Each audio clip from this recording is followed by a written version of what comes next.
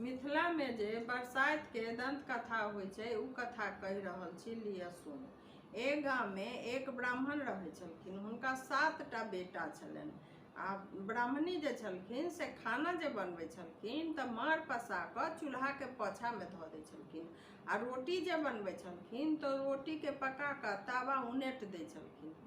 आ चूल्हा के पाछा में से डिबिया लालटेन जरा दै छलखिन। तऽ चूल्हा के पाछा में नाग नागिन के वास छलै। नाग नागिन रहै छलखिन। हुनका ई जे माड़ पसा कऽ पाछा में धऽ दै छलखिन ने, से उ हुनका माथा पर पड़ै छलै। तऽ हुनका माथा में से फोका भऽ जाइ छलनि। आ नाग नागिन जे अंडा दै छलखिन से अंडो जे छै से मरि जाइ छलैया। तऽ बहुत दिन तक देखलखिन नाग नागिन। फेर हुनका सबके गुस्सा अयलनि कि एकर आदत नहीं छूटै छै, तऽ चलू एहिठमन हम नहीं रहब, आब एहिठमन से हमसब बाहर चलि जाइ छी। उ की केलखिन, गाँव से बाहर चलि गेलखिन। गाँव से बाहर जे गेलखिन तऽ ओहिठाम एगो बड़ के गाछ छलै। बड़ के गाछ पर से उ बसेरा लऽ लेलखिन। एम्हर ब्राह्मण के जे 7 गो बेटा छलनि, तऽ ओहिमे से बड़का बेटा के से उ बियाह केलखिन। बियाह केलखिन तऽ बियाह तऽ बहुत धूमधाम से केलखिन। जखन बियाह कऽ कऽ हुनकर बेटा जे कनिया के लबै छलखिन तऽ ओही बड़ के गाछ तर से बैसलखिन। बड़ गाछ तर जखन बैसलखिन तऽ ऊपर से नाग नागिन पिता कहलखिन जे हमरा बच्चा के से ई मारलक आ हमरा फोका भऽ जाइ छलै एकरा घर में, तैं लऽ कऽ एकरो हम बेटा पुतोह के एठन मारबै, तकरो बुझेतै कि केना होइ छै। तऽ उ की केलखिन, बेटा पुतोह ओही ठमन डसि लेलखिन। हुनका बड़का बेटा पुतोह ओही ठमन खत्म भऽ गेलखिन। फेर ब्राह्मण जे छलखिन से फेर दोसर बेटा के बियाह केलखिन। अहिना करैत करैत 6 गो बेटा के बियाह केलखिन। 6 गो बेटा पुतोह हुनकर ओही बड़ के गाछ तर से मरि गेलनि। नाग नागिन डस लै छलखिन आ ओते उ मरि जाइ छलखिन। 7म जे बेटा छोट रहथिन से बेटा कहलखिन जे हम आब बियाह नहीं करब। आ ब्राह्मण ब्राह्मणी सेहो कहलखिन जखन 6 गो बेटा के बियाह केलहुँ, 6 गो बेटा आ पुतोह मरि गेल, तऽ हम छोटका बेटा के बियाह नहीं करब। हुनकर छोटका बेटा कहलखिन जे से नहीं, हम अतऽ जे रहब तऽ फेर हमरा बियाह कइए देत, तैं लऽ कऽ हम अतऽ रहबे नहीं करब।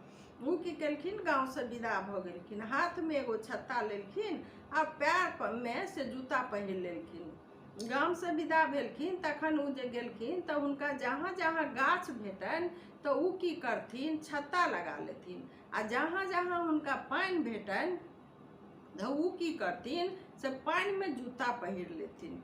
गाँव से बहुत दूर जखन गेलखिन तऽ हुनका एगो से नदी भेटलनि। नदी में से राजा के जे बेटी रहथिन से ओहि नदी में अपन सखी सबके साथे स्नान करैत रहथिन।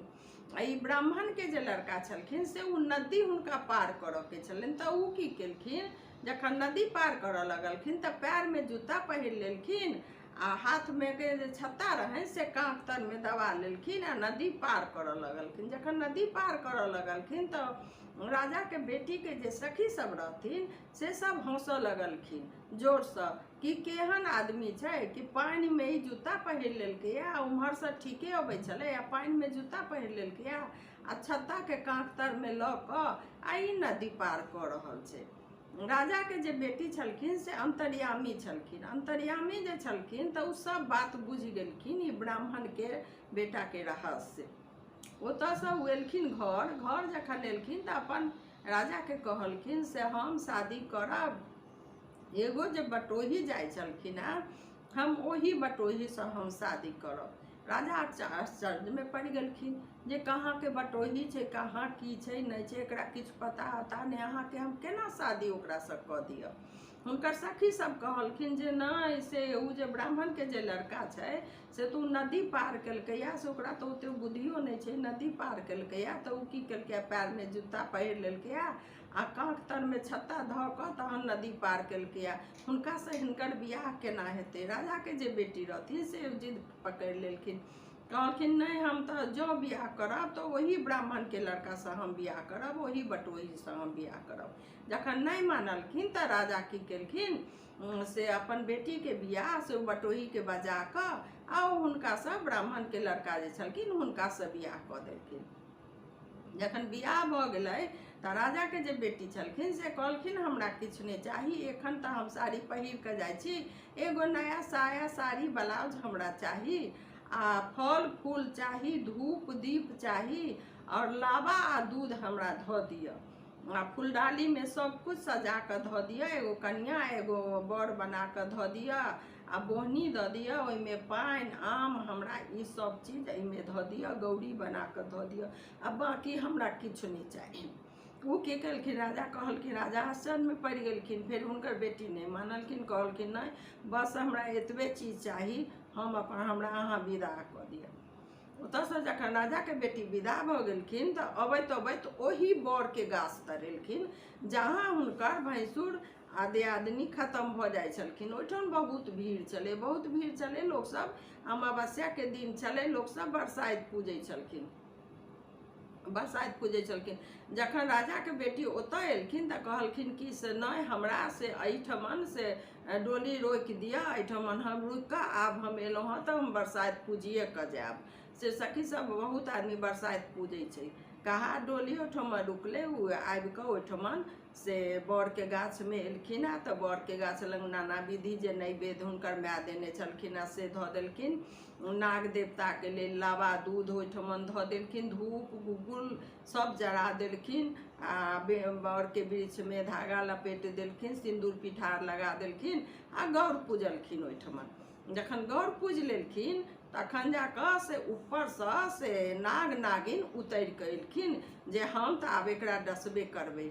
नीचा में एलखिन आ तऽ देखलखिन कि ब्राह्मण के जो पुतौह शादी कऽ के जे अबै छलै से नाना विधि नैवेद्य लावा दूध धूप गुग्गुल ई सब जे देखलखिन से नाग नागिन ऊपरसँ उतरलखिन, देख कऽ आ लावा दूध खा कऽ हुनकर मन एकदम तृप्त भऽ गेलनि फल फूलसँ आ धूप दीपसँ।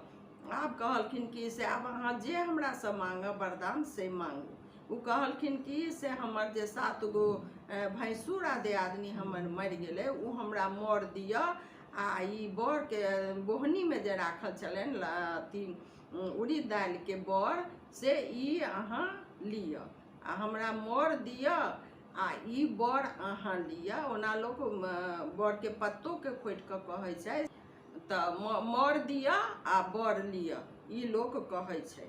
तऽ उ की केलखिन ओहिठमन से नाग जे ओहिठमन से उतरि के एलखिन तऽ उ खा कऽ हुनकर मन तृप्त भऽ गेलनि। हुनका सब वरदान मांगै ला कहलखिन तऽ वरदान में वएह मंगलखिन जे हमरा मर दिअ आ ई बर लिअ। तऽ नाग नागिन तऽ आब कहि देने छलखिन जे वरदान अहाँ हमरा मांगू, तऽ हुनका तऽ आब देबऽ पड़लनि। तऽ उ कहलखिन जे हमर 7 गो भैंसुर आ 7 गो जे दियादनी एहिठाम मरि गेलै उ हमरा अहाँ लौटा दिअ।